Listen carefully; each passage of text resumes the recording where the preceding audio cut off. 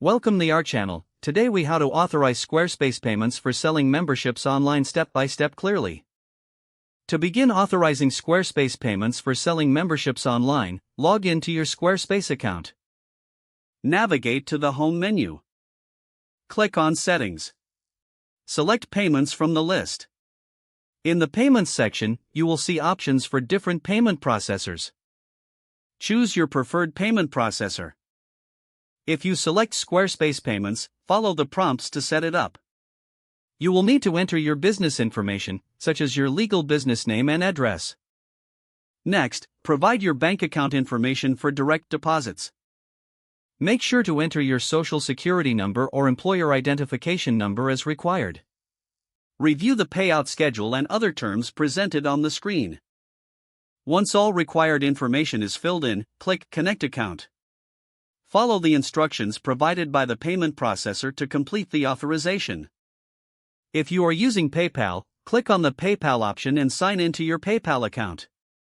Authorize the integration by granting necessary permissions.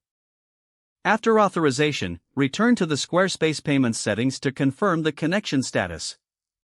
Next, navigate to the Commerce section in the home menu. Click on Memberships to create a new membership plan. Choose Add Plan and fill in the details such as plan name, price, and description. Decide on the billing intervals and any special terms for your membership. Adjust access settings to limit content to paid members only. Finally, review all the settings and click Save. Your Squarespace payments are now authorized, and your membership plans are set up for selling online. If the page does not load, refresh the browser or try again in a private or incognito window. Make sure you are using the correct email address, then retype it carefully to avoid small typos. If your password is not accepted, use the reset option and create a new strong password you can remember. Check your spam folder for verification or security emails, then complete any requested confirmation steps. Enable two-factor authentication if available to improve account security and reduce unauthorized access risk. After signing in, review your profile details so your contact information and settings are accurate and current. If you see an error message, note it down and try again after restarting your device and internet connection.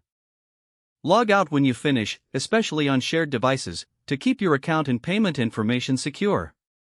Don't forget to like this video and subscribe to our channel for more step-by-step tech guides.